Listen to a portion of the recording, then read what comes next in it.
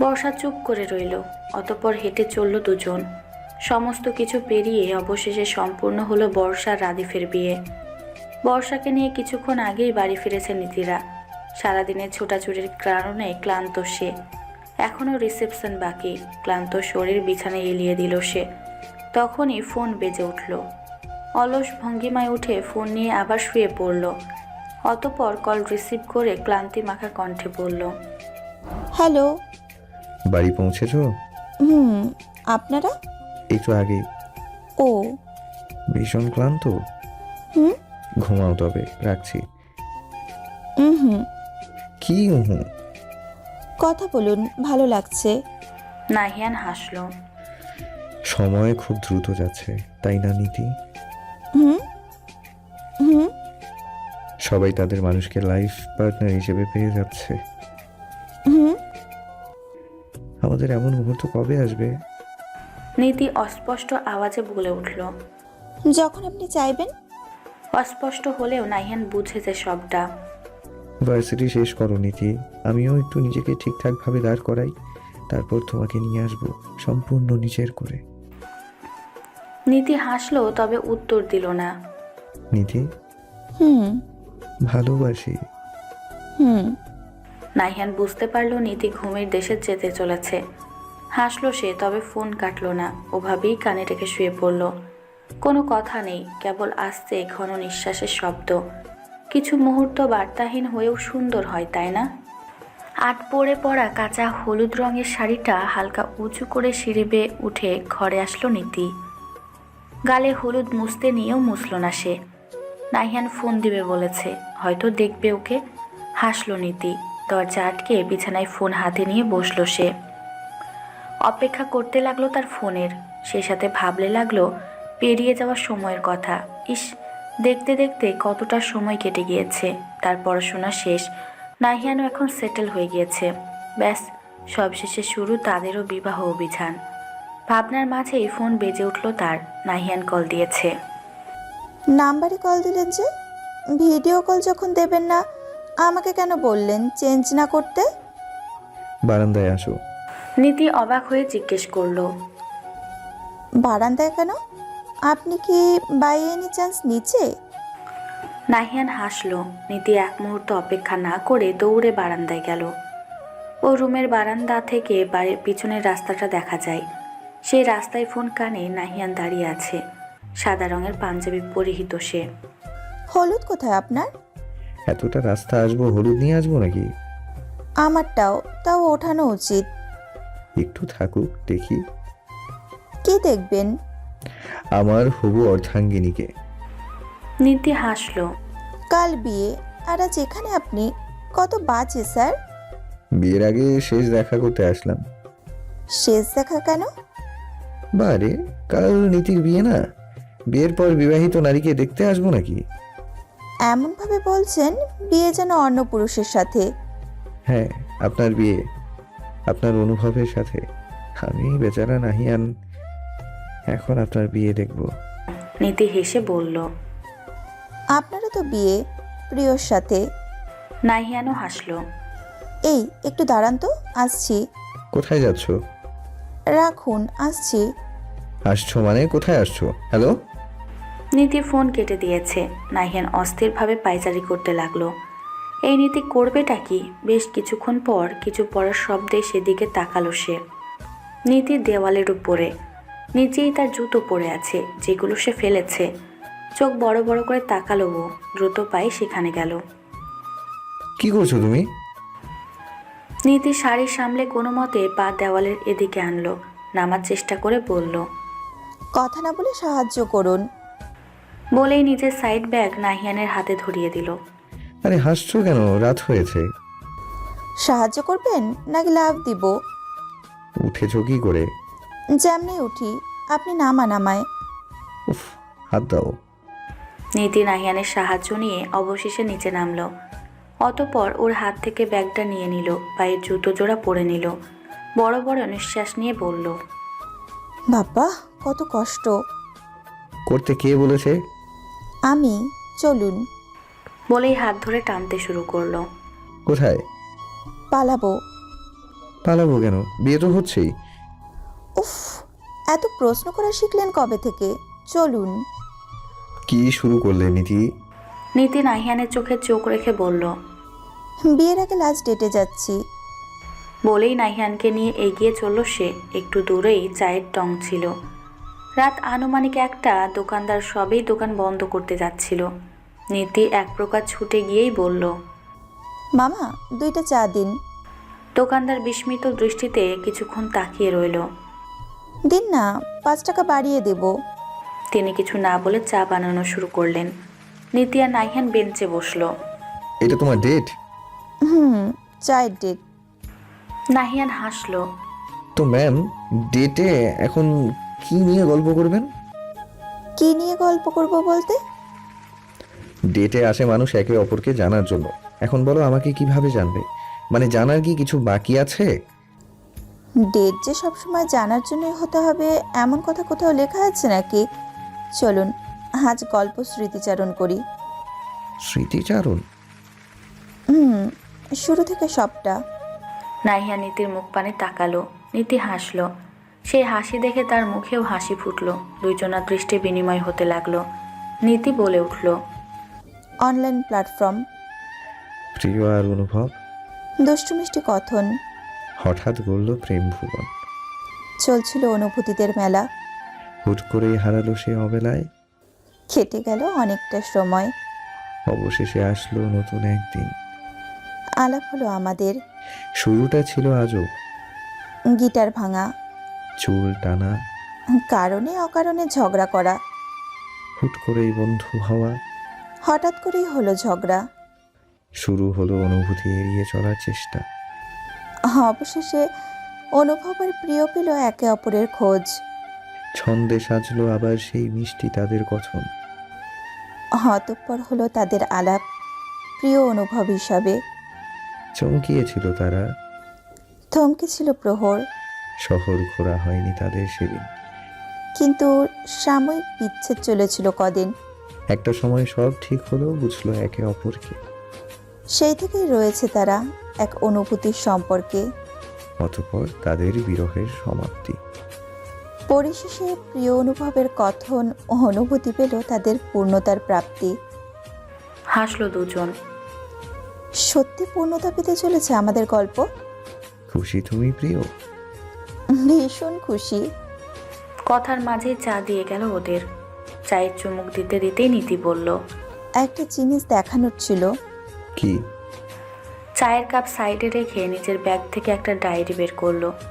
ডায়েরির একটা নির্দিষ্ট পাতা খুলে নাহিয়ানের দিকে এগিয়ে দিল। নাহিয়ান হাতে নিল সেটা। চোখ বুলাতেই দেখলো সেখানে লেখা, আপনার সাথে আলাপ হওয়া ছিল আমার মস্ত বড় ভুল। সেই ভুল কি কখনো ফুল হবে অনুভব? নাহিয়ান নীতির দিকে তাকালো। নীতি আবারও চায়ের চুমুক দিয়ে বলল, কথাগুলো যখন প্রিয় আর অনুভবের প্রথম দেখা হয়েছিল তখন লিখেছিলাম। ভেবেছিলাম ওখানেই আমাদের গল্পের সমাপ্তি রেখা। কিন্তু আমি ভুল ছিলাম। কলম আছে? ডায়েরির সাথে লাগানো। ওহ, খেয়াল করিনি। বলেই কলম নিয়ে কিছু লিখলো। নীতি দেখার চেষ্টা করলো। নাহিয়ান ডায়েরিটা বন্ধ করে নীতির দিকে এগিয়ে দিয়ে বলল, বাসায় গিয়ে দেখো। নীতি বিনা বাক্যে ডায়েরিটা আবার ব্যাগে ঢুকিয়ে নিল। অন্য কথাগুলো পড়েননি কেন? তোমার সব আমার জানা। ওই ডায়েরি অন্তত আমার থেকে বেশি কিছু জানবে না। তাও ঠিক। চা শেষ করে বাড়ির দিকে আসতে শুরু করলো তারা। বাড়ির সামনের সদর দরজার দিকে এসে বর্ষাকে দেখে চমকে উঠল দুজন। সে ওদের দিকেই তাকিয়ে আছে। তুই এখানে? তোকে বের হতে দেখলাম। কষ্ট করে আবার দেয়াল বেয়ে আসা লাগবে না। গেট খোলা রইলো, লাগিয়ে আসি। টাটা। বলেই সে চলে গেল। এবার যাও নীতি। বলেই এগিয়ে গেল সে। ভিতরে ঢুকতে গিয়েও গেল না। আবার ফিরে আসলো সে। কাল সত্যি আমার বিয়ে, তাই না? নাহিয়ান মুচকি হেসে বলল। হুম। নীতি দীর্ঘশ্বাস ফেলল। পা দুটো একটু উঁচু করে নাহিয়ানের কপালে তার অধর ছোঁয়ালো। ছলো ছলো চোখে নাহিয়ানের চোখে চোখ রাখলো। কাপা কাপা কণ্ঠে বলল, কাল আমার বিয়ে, হাসবেন কিন্তু। অপেক্ষা করব। অবশ্যই আসবো। বিয়ে শুরুর আগেই আসবো। একদম তোমার পাশে দাঁড়াবো। নীতি হাসলো। এবার যাও। আপনিও যান, কাল আপনারও বিয়ে, সকাল সকাল উঠতে হবে। যাও। আসি। বিদায় দিয়ে গেট আটকে জলদি উপরে নিজের ঘরে গেল। বারান্দা দিয়ে উঁকি দিল নাহিয়ানকে দেখা যায় নাকি, কিন্তু পেল না। শাড়ি পাল্টে ফ্রেশ হয়ে নিল সে। অতঃপর ডায়েরি আর ফোন হাতে নিয়ে বিছানায় বসলো। ফোনের স্ক্রিনে দেখতে পেল নাহিয়ানের মেসেজ। জানো প্রিয়, হলুদ রং আমার খুব অপছন্দের রং, কিন্তু সেই অপছন্দের রঙে আমার প্রিয়কে এতটা দারুণ লাগবে। আবার প্রেমে পড়েছি প্রিয়, ভালোবাসি। ঘুমিয়ে পড়ো, হলুদ কন্যাকে তো আজ দেখলাম, কাল কনেকে দেখতে আসবো, আর সাথে করে নিয়েও যাব। তৈরি থেকো। শুভরাত্রি। হলুদ কন্যার সম্বোধন দেখে হাসলো নীতি। ডায়েরি হাতে নিয়ে সে পাতা বের করলো। লেখাটা পড়ে মুচকে হাসলো সে। আবার অস্পষ্ট স্বরে বলল, আমাদের আলাপ হওয়ার ভুলটা ফুল হয়ে গিয়েছে। তুমি আমার ভুল নামক মিষ্টি এক ফুল প্রিয়। সেই মিষ্টি ফুলকে আমি পেতে চলেছি নিজের করে, সম্পূর্ণ নিজের। ভুল নামক ফুলে প্রিয় নামক একটা মিষ্টি ফুলকে স্বাগতম আমার নতুন জীবনে। তারই নিচে লেখা। প্রিয় ফুল, ভালোবাসি। হাসলো নীতি। ডায়েরিটা বুকে জড়িয়ে বিছানায় গা এলিয়ে দিল সে। ইস, সবটা এত সুন্দর কেন? ঘর ভর্তি মানুষ। নীতিকে ঘিরে বসে আছে বর্ষা, প্রীতি, রীতি। নানা রকম গল্পের মাঝে উপস্থিত হলো তূর্ণা। ভাইয়ারে এসে গিয়েছে, নিচে যাবে না? বর্ষা তড়িঘড়ি উঠে শাড়ির আঁচল সামলে নিয়ে বলল, যাব না মানে? প্রীতি চল, টাকা নিতে হবে। দুইজন এক প্রকার ছুটে গেল। রীতি হেসে বলল, আমিও যাই, দেখে আসি। এই অবস্থায় এখন এত হাঁটাচলা করো না আপু, 4 মাস চলছে, সাবধানে থাকো একটু। নীতি ভাবি একদম ঠিক বলেছে রীতি ভাবি। রীতি হাসলো। কিছু হবে না, নিচে গিয়ে বসেই থাকবো। তূর্ণা মস্করা সুরে বলল, ভাইয়াকে দেখার জন্য, তাই না? রীতি লজ্জা পেল। কিছু না বলে বেরিয়ে এলো। তূর্ণা নীতিকে পর্যবেক্ষণ করলো। হালকা গোলাপি রঙের লেহেঙ্গার সাথে ব্রাইডাল সাজ, অত গর্জিয়াস না, তবুও অসাধারণ। সে নীতির একপাশে বসে বলল, তোমায় এত সুন্দর লাগছে ভাবি। নীতি হাসলো। তোমাদের লাভ স্টোরির মতো জুটিটাও কিউট। তাই? তূর্ণা কিছুক্ষণ চুপ থেকে জিজ্ঞেস করলো, আচ্ছা, ভালোবাসার অনুভূতি কি করে বুঝতে পারো তোমরা? মানে? এই যে তোমরা একে অপরকে ভালোবাসো এটা বোঝো, কিন্তু কি করে বোঝো? চোখ বন্ধ করো। কেন? করো না। তূর্ণা চোখ বন্ধ করলো। এবার ফিল করো এমন একজন মানুষকে যার সাথে তোমার সম্পর্ক একটু ভিন্ন, মানে কোনো রকম আত্মীয়তার সম্পর্ক নয়, একদম অন্যরকম মনে হয়। তূর্ণা আর হামকি ফিল করলো। এখন ভাবো, মানুষটা তোমার সাথে নেই, তোমার জীবনে তার অস্তিত্ব নেই, সে অন্য কারো। ঝট করে চোখ খুলল তূর্ণা। জিভ দিয়ে ঠোঁট ভিজিয়ে নীতির দিকে তাকালো। নীতি হাসলো। ওর দিকে তাকিয়ে বলল, চঞ্চল মেয়ে হুট করে শান্ত হয়ে যাওয়ার সাথে আমি পরিচিত তূর্ণা, তাই ধরতে অসুবিধে হয়নি। মানুষটা যেই হোক, মনের মাঝে যা আছে সব বলে দিও, এতে মানুষটাকে পাও বা না পাও, কিন্তু এই ভেবে শান্তি পাবে নিজের মনের কথা বলতে পেরেছো তাকে, বুঝেছো? তূর্ণা মাথা ঝাঁকালো। অন্যমনস্ক ভাবতে লাগলো এই বিষয়ে। তখনই মেসেজ এলো নাহিয়ানের। নীতি উঠে বারান্দায় গেল। কল দিল তাকে। ম্যাম, আপনার বিয়ের দাওয়াত খেতে এসে গিয়েছি। আপনি কোথায়? আমার রুমে। নার্ভাস? কিছুটা। কারণ? অদ্ভুত লাগছে, বিশ্বাস হচ্ছে না আমি অনুভবকে পেতে চলেছি। গান শোনাবেন? আমি? কোনো সমস্যা? এখন কি করে কি? আরেকটা স্মৃতি সংগ্রহে রাখার চেষ্টা। নীতি আর বারণ করার কারণ পেল না। হাসলো নীতি। সবার সামনে গাইলেন? সমস্যা নেই, কেউ বোঝেনি। নিচে আসুন, আপনাকে আনতে যাচ্ছে। আসছি। এর মাঝে রীতি, প্রীতি, বর্ষা এলে ওকে নিয়ে যেতে। অতঃপর একসাথে নিচে নামলো তারা। স্টেজের উপর বসে আছে নাহিয়ান। একই জায়গায় কতবার এসেছে সে, অথচ আজকে অনুভূতিটা অন্যরকম। আগে ছিল দর্শক আর এখন বর বেশে। এর মাঝে শুনতে পেল কেউ বলছে, ওই তো কোণে হাজির। সেদিকে তাকালো নাহিয়ান। বধূবেশে নীতিকে দেখে মুগ্ধ হলো সে। অজান্তেই দাঁড়িয়ে পড়ল সে। নীতিকে নিয়ে এগিয়ে আসছে বর্ষারা। যত এগিয়ে আসছে তারা ততই নাহিয়ানের হৃদস্পন্দন বাড়ছে। নীতি স্টেজে উঠবে তখনই নাহিয়ান এগিয়ে হাত বাড়িয়ে দিল। হাতে হাত রেখে নীতি মুচকি হাসল। বরাবরের মতো এবারেও সেই হাসিতে নাহিয়ানের মুখে হাসি ফুটল। সবশেষে 3 কবুলে সম্পূর্ণ হলো তাদের বিয়ে। সকলের আড়ালে অত্যন্ত সন্তর্পণে নিজের চোখের কোণের জলটুকু মুছে ফেলল নাহিয়ান। অবশেষে সে পেয়েছে তার প্রিয়কে। এই দৃশ্য চোখ এড়ালো না নীতির। তার চোখেও পানি। কাঁদছেন অনুভব? না তো। দেখছি তো। নাহিয়ান ছলো ছলো চোখে নীতির দিকে তাকিয়ে মুচকে হাসল। কিছু খুশি হেসে বা শব্দে প্রকাশ করা যায় না প্রিয়। কখনো কখনো চোখের পানিও সেই খুশির সামিল হয়।